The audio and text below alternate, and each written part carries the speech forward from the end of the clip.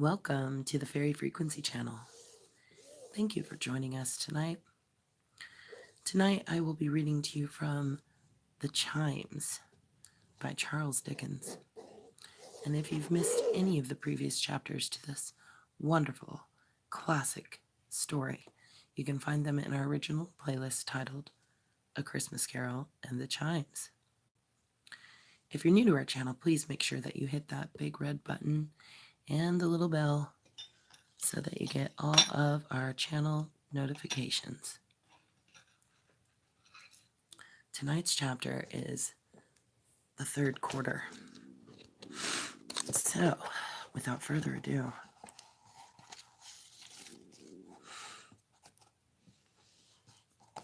black are the brooding clouds, and troubled the deep waters with the sea of thought. First heaving from a calm, gives up its dead. Monsters, uncouth and wild, arise in premature, imperfect resurrection. The several parts and shapes of different things are joined and mixed by chance, and when and how, by what wonderful degrees, each separates from each, and every sense and object of the mind resumes its usual form and lives again.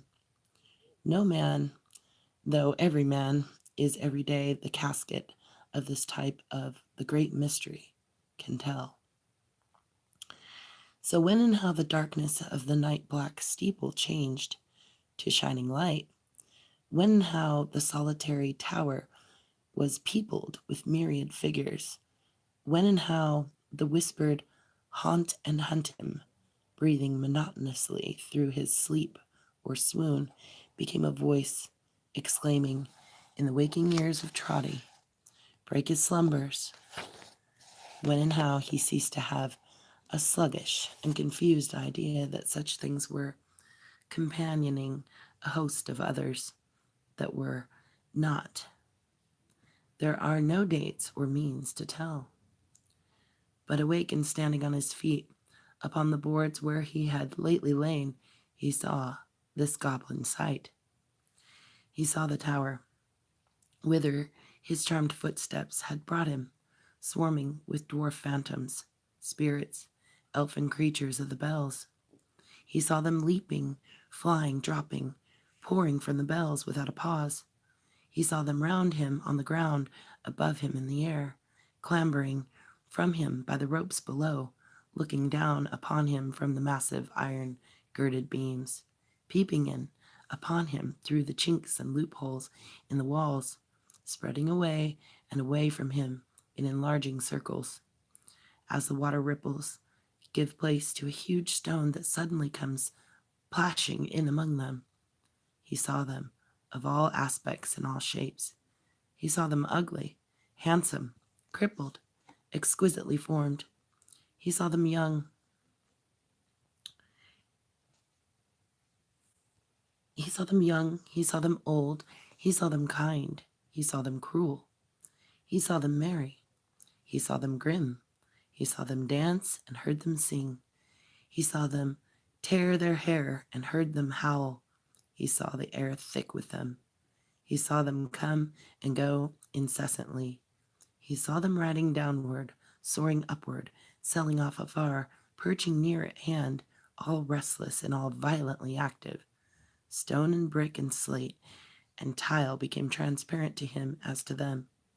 He saw them in the houses, busy at the sleepers' beds. He saw them soothing people in their dreams. He saw them beating them with knotted whips. He saw them yelling in their ears. He saw them playing softest music on their pillows. He saw them cheering some with songs of birds and the perfume of flowers. He saw them flashing awful faces on the troubled rest of others, from enchanted only among sleeping men, but waking also, active in pursuits irreconcilable with one another, and possessing or assuming natures the most opposite. He saw one buckling on innumerable wings to increase his speed, another loading himself with chains and weights to retard his. He saw some putting the hands of clocks forward, some putting the hands of clocks backward, some endeavoring to stop the clock entirely. He saw them representing here a marriage ceremony, There a funeral, in this chamber an election, in that a ball. He saw everywhere restless and untiring motion.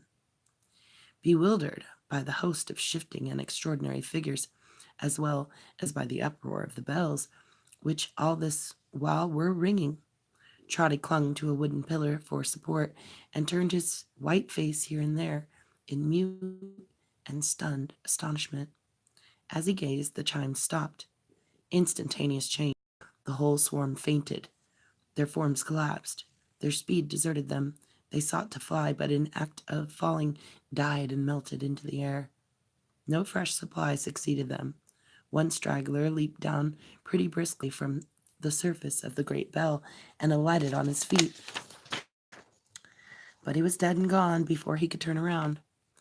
Some few of the late company who had gambled in the tower remained there, spinning over and over a little longer, but these became at every turn more faint and few and feeble, and soon went the way of the rest.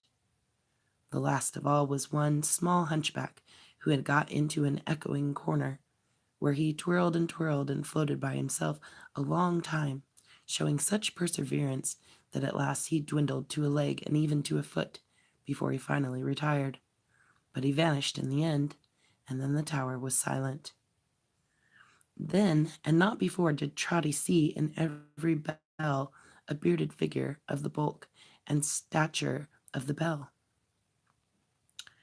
Incomprehensibly, a figure and the bell itself, gigantic, grave, and darkly watchful of him as he stood rooted to the ground. Mysterious and awful figures, resting on nothing, poised in the night air of the tower, with their draped and hooded heads merged in the dim roof, motionless and shadowy and dark. Although he saw them by some light belonging to themselves, none else was there, each with its muffled hand. Otherwise he would have done so, would have thrown himself head foremost from the steeple top, rather than have seen them watching him with eyes that would have waked and watched, although the pupils had been taken out. Again, the dread and terror of the lonely place, and of the wild and fearful night that reigned there, touched him like a spectral hand. His distance from all help, the long, dark, winding, ghost-beleaguered way that lay between on which men lived, his being high up there, where it had made him dizzy to see in the day, cut off from all good people, who at such an hour were safe at home and sleeping in their beds. All this struck coldly, not as a reflection, but a bodily sensation. Meantime, his eyes and fears were fixed upon the white figure, unlike any figures of this world, by the deep gloom and shade enwrapped and enfolding them, as well as by their looks and forms and supernatural hovering above the floor, were nevertheless as plainly to be seen as were the stalwart oaken frames, crosspieces, bars, and beams set up there to support the bells. These hemmed them in a very forest of hewn timber, from the entanglements, intricacies, and depths of which, as from among the boughs of dead wood blighted for their phantom use, they kept their darksome and unwinking watch. A blast of air, how cold and shrill,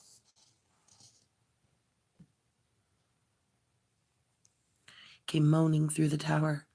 As it died away, the great bell, or the goblin of the great bell, spoke. "What visitor is this?" it said. The voice was low and deep, and Trotty fancied that it sounded in the other figures as well. "I thought my name was called by the chimes,"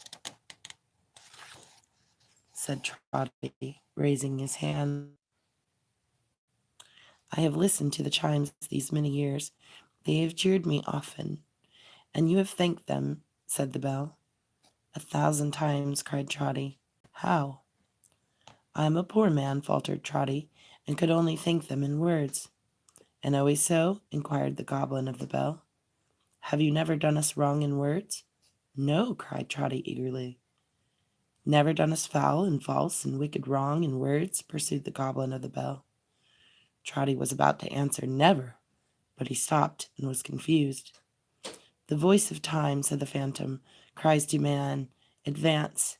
This is for his advancement and improvement, for his greater worth, his greater happiness, his better life, his progress onward to that goal within its knowledge and its view, and set there, in the period when time and he began. Ages of darkness, wickedness, and violence have come and gone. Millions uncountable have suffered, lived, and died to point the way before him.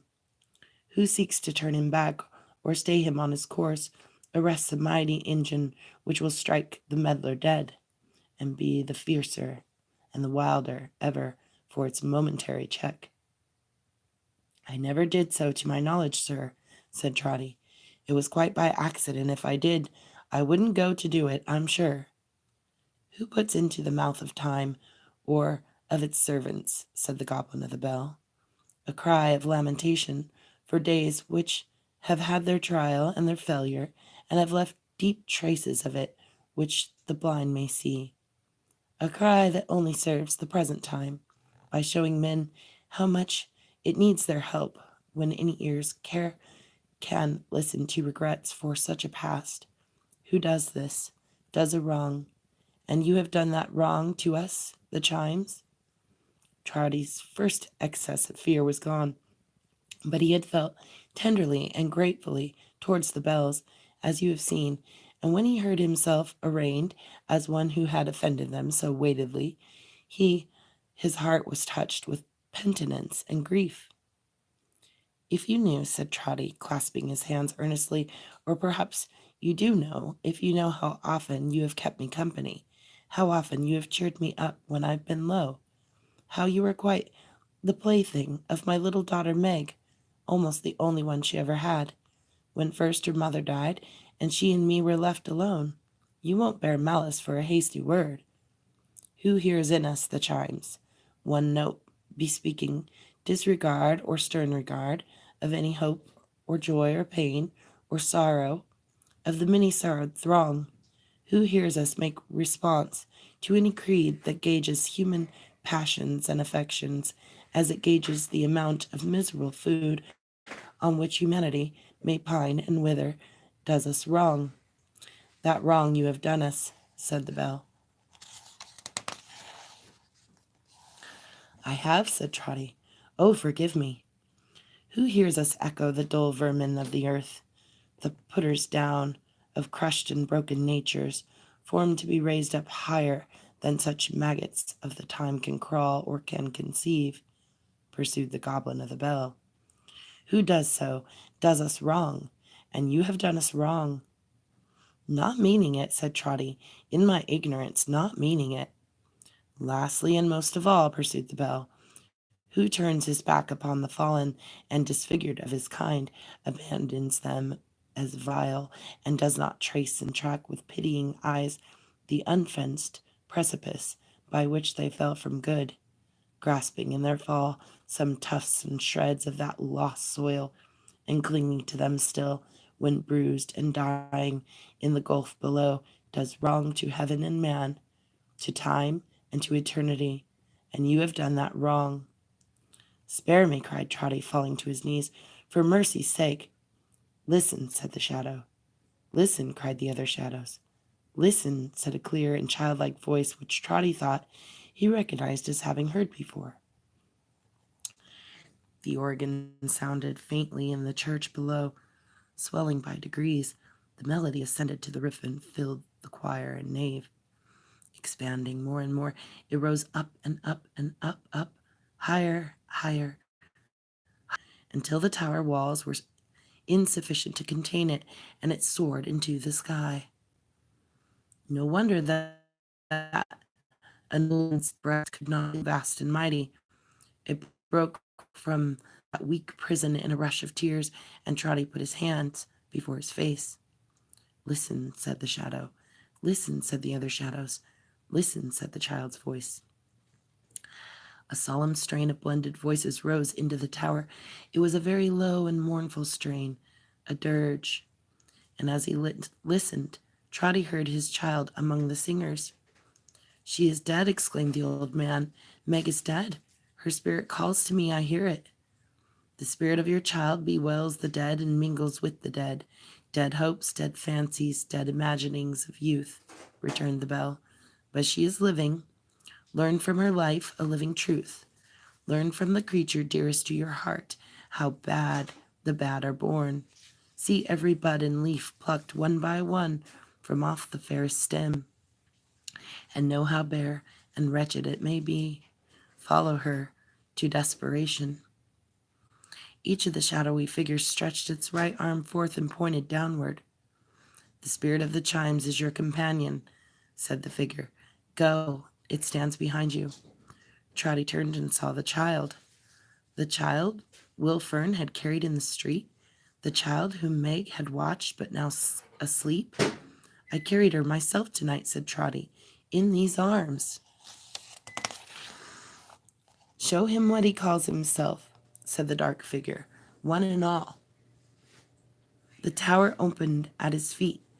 He looked down, and behind his own form, lying at the bottom on the outside, crushed and motionless.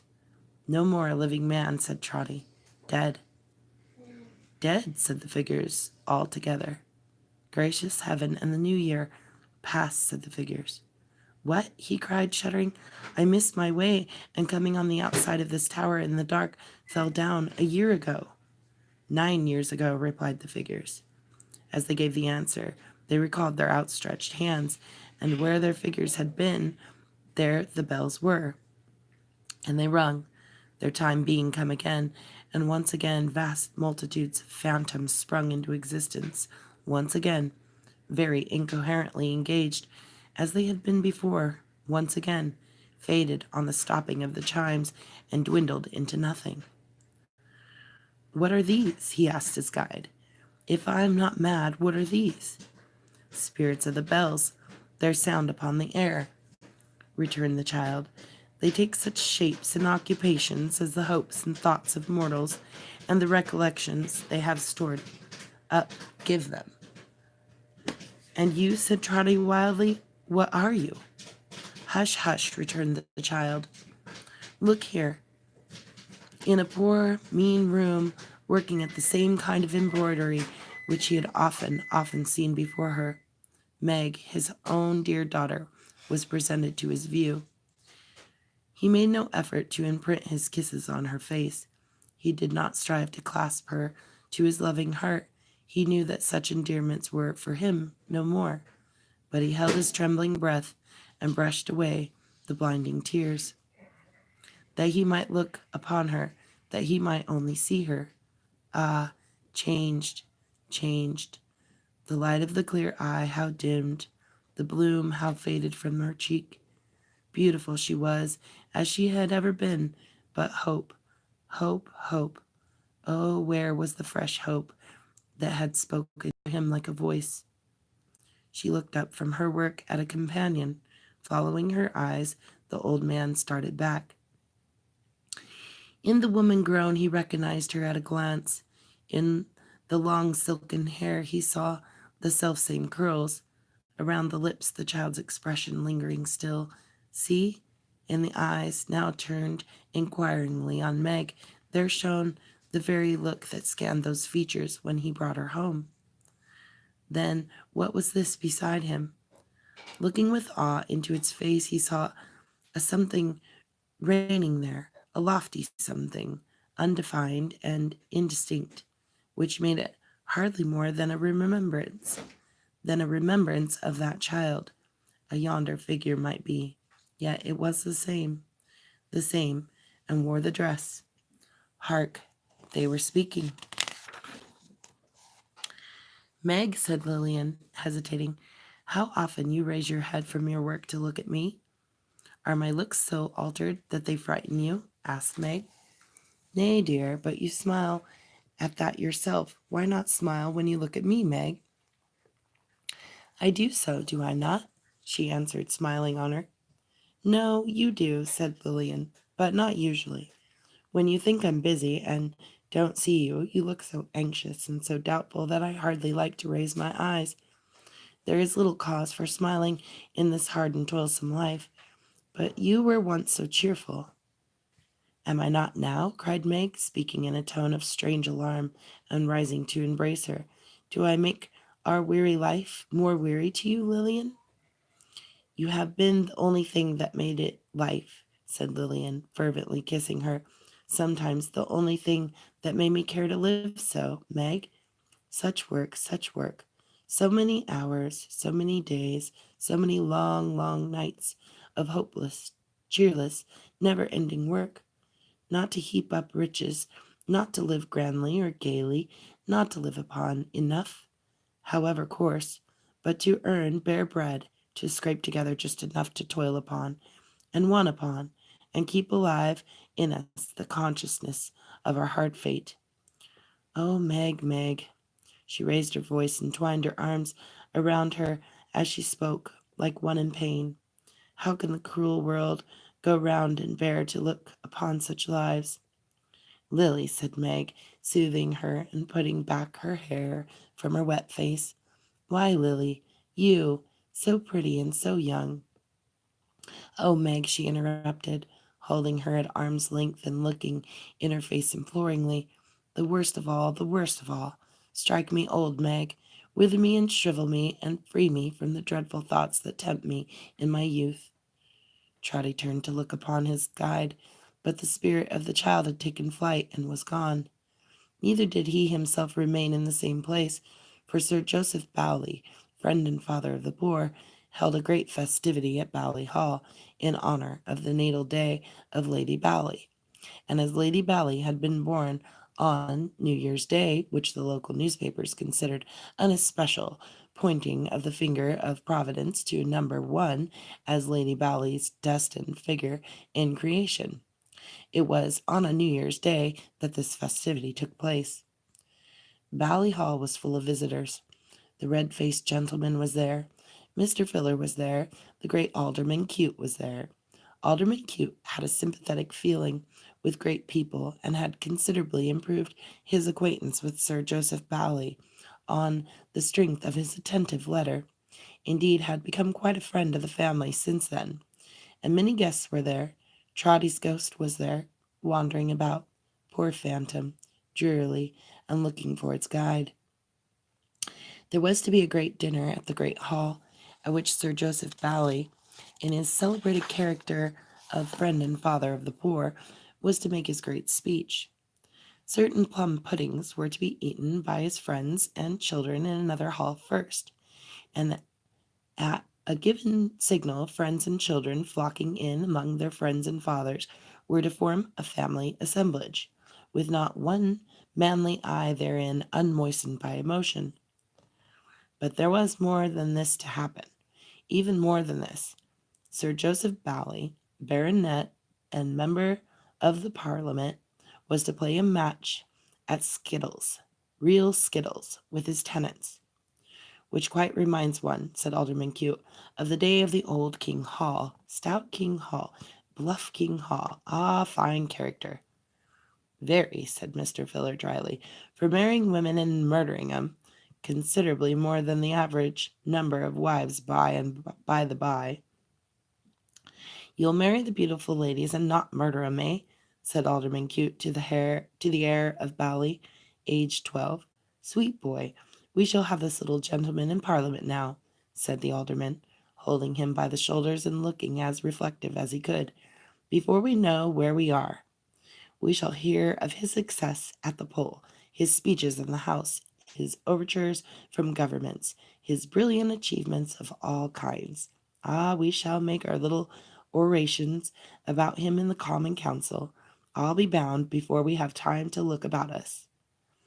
Oh, the difference of shoes and stockings, Trotty thought, but his heart yearned towards the child for the love of those same shoeless and stockingless boys, predestined by the alderman to turn out bad, who might have been the children of poor Meg.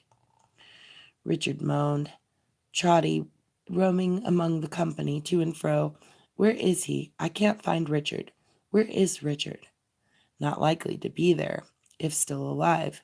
But Trotty's grief and solitude confused him, and he still went wandering among the gallant company, looking for his guide and saying, "Where is Richard? Show me Richard." He was wandering thus when he encountered Mr. Fish, the confidential secretary, in great agitation. "Bless my heart and soul," cried Mr. Fish. "Where's Alderman Cute? Has anybody seen the alderman?" Seen the alderman? Oh dear! Who could ever help seeing the alderman? He was so considerate, so affable. He bore so much in mind the natural desire of folks to see him, that if he had a fault, it was the being constantly on view, and wherever the great people were, there, to be sure, attracted by the kindred sympathy between great souls, was Q. Several voices cried that he was in the circle round Sir Joseph.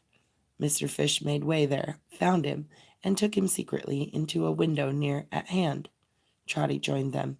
Not of his own accord. He felt that his steps were led in that direction. "My dear Alderman Cute," said Mr. Fish, "a little more this way. The most dreadful circumstances has occurred. I have this moment received the intelligence. I think it will be best not to acquaint Sir Joseph with it till the day is over. You understand, Sir Joseph, and will give me your opinion. The most frightful and deplorable event." "Fish," returned the alderman. "Fish, my good fellow, what is the matter? Nothing revolutionary, I hope. No, no attempted interference with the magistrates."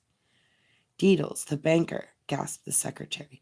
"Deedles' brothers, who was to have been here today, high in office in the Goldsmiths' Company." "Not stopped!" exclaimed the alderman. "It can't be." "Shot himself." "Good God!" "Put a double-barreled pistol to his mouth in his own counting-house," said Mr. Fish, "and blew his brains out. No motive. Princely circumstances." "Circumstances!" exclaimed the alderman. "A man of noble fortune, one of the most respectable of men. Suicide, Mr. Fish, by his own hand." "This very morning," returned Mr. Fish. "Oh, the brain, the brain!" exclaimed the pious alderman, lifting up his hands. "Oh, the nerves, the nerves! The mysteries of this machine called man! Oh, the little that unhinges it! Poor creatures that we are! Perhaps a dinner, Mr. Fish, perhaps the conduct of his son, who, I have heard, ran very wild, and was in the habit of drawing bills upon him without the least authority. A most respectable man, one of the most respectable men I ever knew. A lamentable instance, Mr. Fish, a public calamity. I shall make a point of wearing the deepest mourning. A most respectable man, but there is one above. We must submit, Mr. Fish, we must submit." "What, alderman? No word of putting down. Remember justice, your high moral boast and pride. Come, alderman, balance those scales. Throw me into this, the empty one. No dinner, and nature's founts in some poor woman, tried by starving misery and rendered obdurate to claims for which her offspring has authority in Holy Mother Eve. Weigh me the two, you, Daniel, going to judgment, when your day shall come. Weigh them in the eyes of suffering thousands, audience not unmindful of the grim face you play. Or supposing that you strayed from your 5 wits, it's not so far to go, but that it might be, and laid hands upon that throat of yours, warning your fellows, if you have a fellow, how they croak their comfortable wickedness to raving heads and stricken hearts. What then?" The words rose up in Trotty's breast, as if they had been spoken by some voice within him.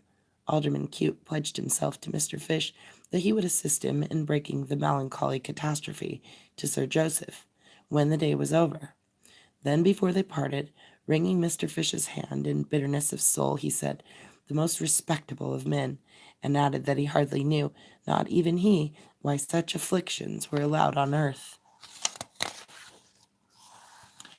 "It's almost enough to make one think, if one didn't know better," said Alderman Cute, "that at times some motion of a capsizing nature was going on in things, which affected the general economy or of the social fabric. Deedles' brothers, the skittle playing game off The skittle playing came off with immense success. Sir Joseph knocked the pins about quite skilfully.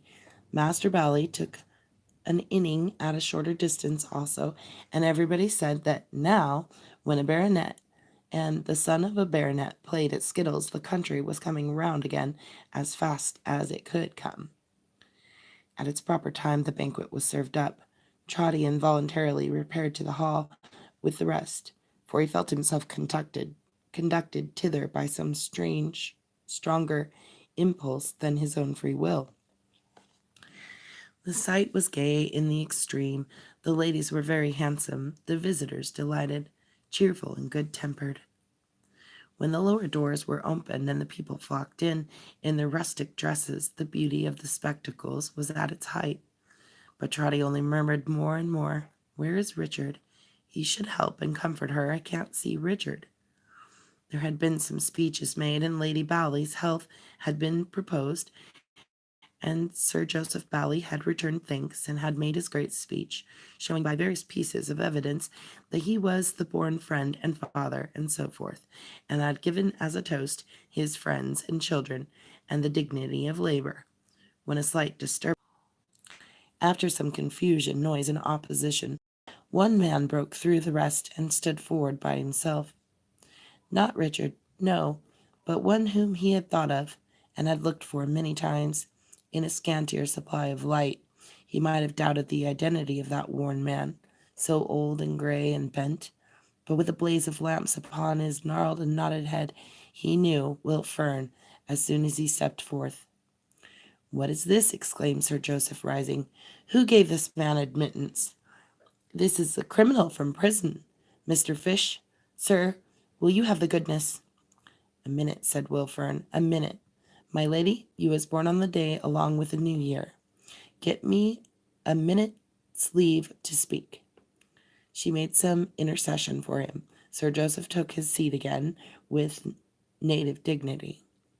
The ragged visitor, for he was miserably dressed, looked round upon the company and made his homage to them with a humble bow. "Gentlefolks," he said, "you've drank the laborer. Look at me." "Just come from jail," said Mr. Fish. "Just come from jail," said Will, "and neither for the first time, nor the second, nor the third, nor yet the fourth." Mr. Filler was heard to remark testily that 4 times was over the average, and he ought to be ashamed of himself. "Gentlefolks," repeated Will Fern, "look at me. You see, I'm at the worst, beyond all hurt or harm, beyond your help, for the time when your kind words or kind actions could have done me good." He struck his hand upon his breast and shook his head. "It is gone, with the scent of last year's beans or clover on the air. Let me say a word for these," pointing to the laboring people in the hall, "and when you're met together, hear the real truth spoke out for once." "There's not a man here," said the host, "who would have him for a spokesman." "Like enough, Sir Joseph, I believe it. Not the less true, perhaps, is what I say. Perhaps that's proof on it.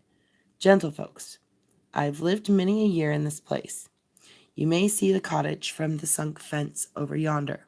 I've seen the ladies draw it in their books 100 times. It looks well in a picture, I've heard say, but there ain't weather in pictures, and maybe 'tis fitter for that than for a place to live in. Well, I live there. How hard, how bitter hard, I live there, I won't say. Any day in the year and every day you can judge for your own selves." He spoke as he had spoken on the night when Trotty found him in the street. His voice was deeper and more husky, and had a trembling in it now and then, but he never raised it passionately, and seldom lifted it above the firm, stern level of the homely facts he stated. "'Tis harder than you think for gentlefolks to grow up decent, commonly decent, in such a place. That I growed up a man and not a brute says something for me. As I was then, as I am now, there's nothing can be said for me or done for me. I'm past it." "I'm glad this man has entered," observed Sir Joseph, looking round serenely. "Don't disturb him. It appears to be ordained. He is an example, a living example. I hope and trust and confidently expect that it will not be lost upon my friends here. I dragged on, said Fern, after a moment's silence. Somehow. Neither me nor any other man knows how. But so heavy that I couldn't put a cheerful face upon it, or make believe that I was anything but what I was. Now, gentlemen, you gentlemen that sits at sessions, when you see a man with discontent writ on his face, you say to one another, he's suspicious. I has my doubts, says you, about Will Fern. Watch that fellow. I don't say, gentlemen, it ain't quite natural, but I say 'tis so, and from that hour, whatever Will Fern does or lets alone, all one, it goes against him. Alderman Cute stuck his thumbs in his waistcoat pockets, and leaning back in his chair and smiling, winked at a neighboring chandelier, as much as to say, of course, I told you so. The common cry, Lord bless you, we are up to all this sort of thing myself and human nature. Now, gentlemen, said Will Fern, holding out his hands and flushing for an instant in his haggard face, see how your laws are made to trap and hunt us when we're brought to this. I tries to live elsewhere, and I'm a vagabond. To jail with him. I come back.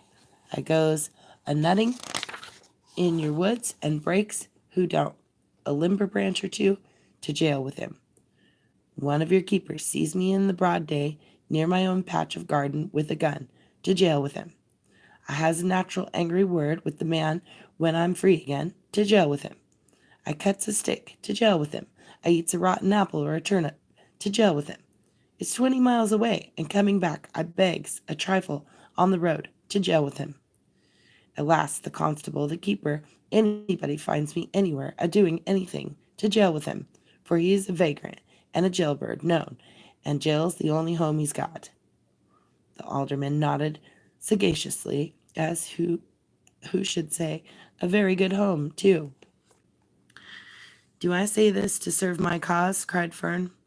Who can give me back my liberty? Who can give me back my good name? Who can give me back my innocent niece? Not all the lords and ladies in wide England, but gentlemen, gentlemen, dealing with other men like me. Begin at the right end. Give us, in mercy, better homes when we're a-lying in our cradles. Give us better food when we're a-working for our lives. Give us kinder laws to bring us back when we're a-going wrong. And don't set jail, jail, jail afore us everywhere we turn. There ain't a condescension you can show the laborer then that he won't take as ready and as grateful as a man can be, for he has a patient, peaceful, willing heart. But you must put his rightful spirit in him first, for whether he's a wreck and ruin such as me, or is like one of them that stand here now, his spirit is divided from you at this time. Bring it back, gentlefolks, bring it back. Bring it back afore the day comes when even his Bible changes in his altered mind, and the words seem to him to read as they have sometimes read in my own eyes, in jail. Whither thou goest, I can not go. Where thou lodgest, I do not lodge.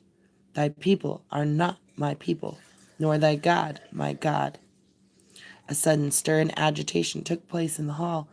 Trotty thought at first that several had risen to eject the man, and hence this change in its appearance. But another moment showed him that the room and all the company had vanished from his sight, and that his daughter was again before him, seated at her work, but in the poor, meaner garret than before, and with no Lillian by her side. The frame at which she had worked was put away upon a shelf and covered up. The chair in which she had sat was turned against the wall.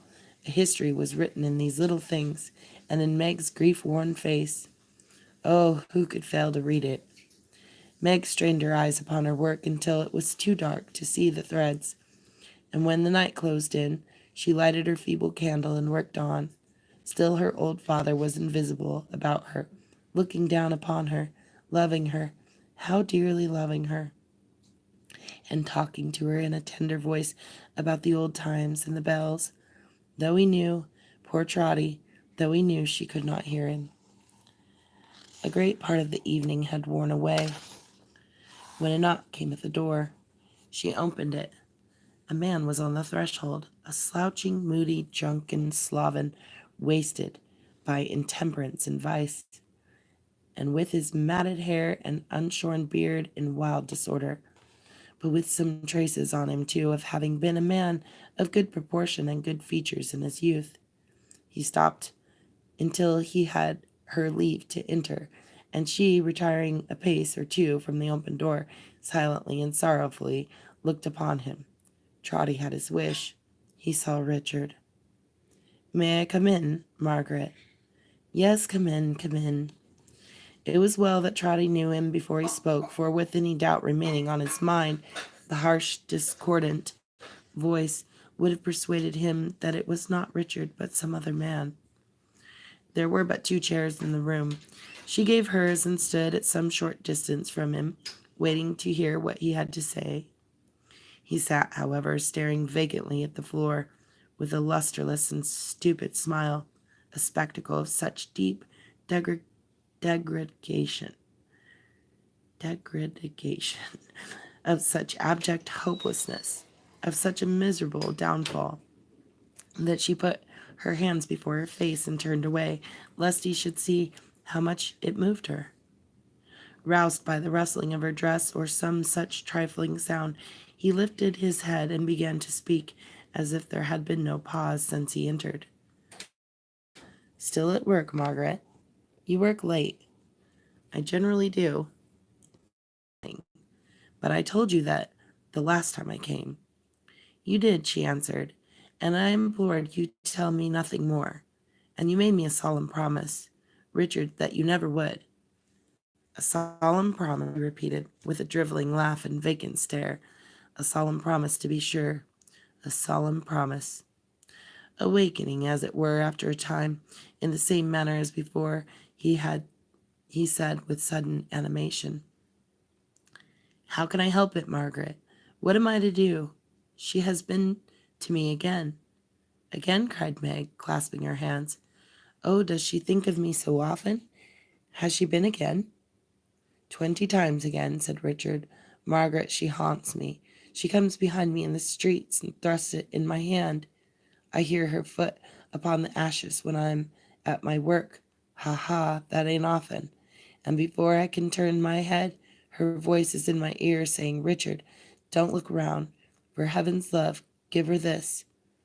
She brings it where I live. She sends it in letters. She taps at the window and lays it on the sill. What can I do? Look at it." He held out in his hand a little purse and chinked the money it enclosed. "Hide it," said Meg. "Hide it. When she comes again, tell her, Richard, that I love her in my soul, that I never lie down to sleep, but I bless her and pray for her, that in my solitary work I never cease to have her in my thoughts, that she is with me night and day, that if I died tomorrow I would remember her with my last breath, but that I cannot look upon it." He slowly recalled his hand, and crushing the purse together, said, with a kind of drowsy thoughtfulness, "I told her so. I told her so, as plain as words could speak. I've taken this gift back and left it at her door a dozen times since then. But when she came at last and stood before me face to face, what could I do?" "You saw her?" exclaimed Meg. "You saw her? Oh, Lillian, my sweet girl. Oh, Lillian, Lillian." "I saw her," he went on to say, not answering, but engaged in the same slow pursuit of his own thoughts. "There she stood trembling. How does she look, Richard? Does she ever speak of me? Is she thinner? My old place at the table. What's in my old place? And the frame she taught me our old work on. Has she burnt it, Richard? There she was. I hear her say it." Meg checked her sobs, and, with the tears streaming from her eyes, bent over him to listen, not to lose a breath. With his arms resting on his knees and stooping forward in his chair, as if what he said were written on the ground in some half-legible character, which it was his occupation to decipher and connect, he went on. "Richard, I have fallen very low, and you may guess how much I have suffered in having this sent back, when I can bear to bring it in my hand to you. But you loved her once, even in my memory, dearly. Others stopped in between you. Fears and jealousies and doubts and vanities estranged you from her. But you did love her. even in my memory. I suppose I did, he said, interrupting himself for a moment. I did. That's neither here nor there. Oh, Richard, if you ever did, if you have any memory for what is gone and lost, take it to her once more. Once more. Tell her how I begged and prayed.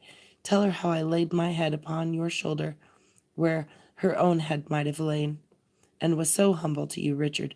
Tell her that you looked into my face and saw the beauty which she used to praise all gone, and in its place a poor, wan, hollow cheek that she would weep to see. Tell her everything and take it back, and she will not refuse again. She will not have the heart. So he sat musing and repeating the last words until he woke again and rose. You won't take it, Margaret. She shook her head and motioned an entreaty to him to leave her. Good night, Margaret. Good night.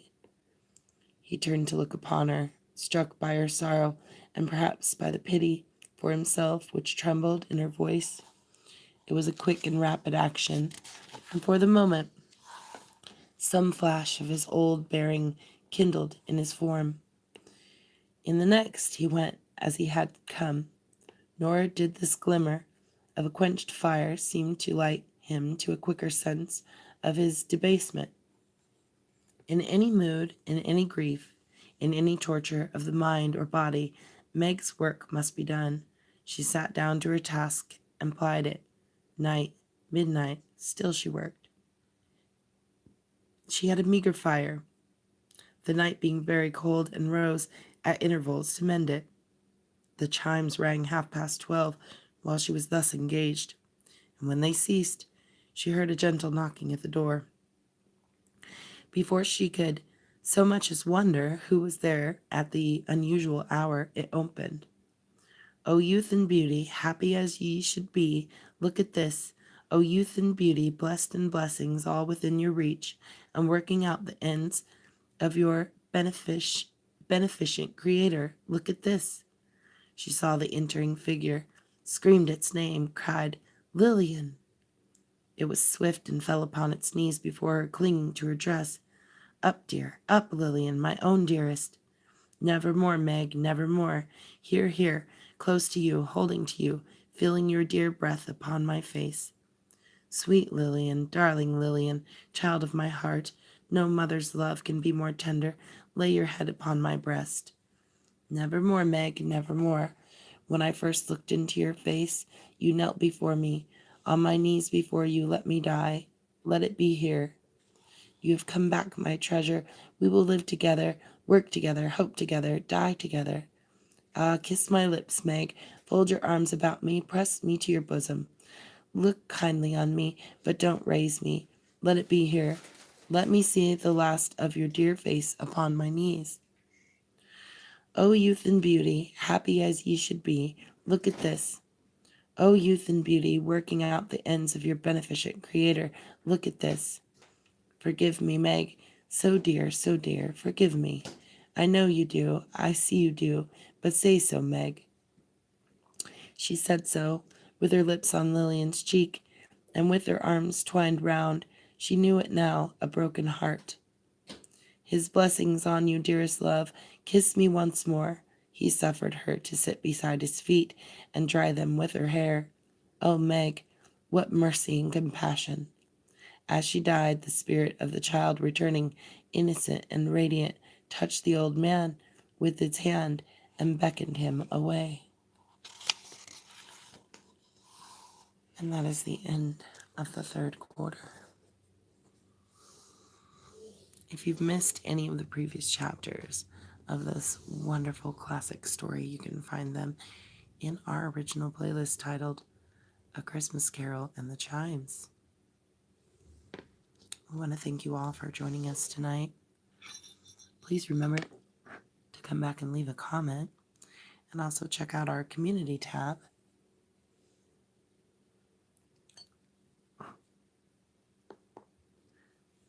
Wishing you all a beautiful evening.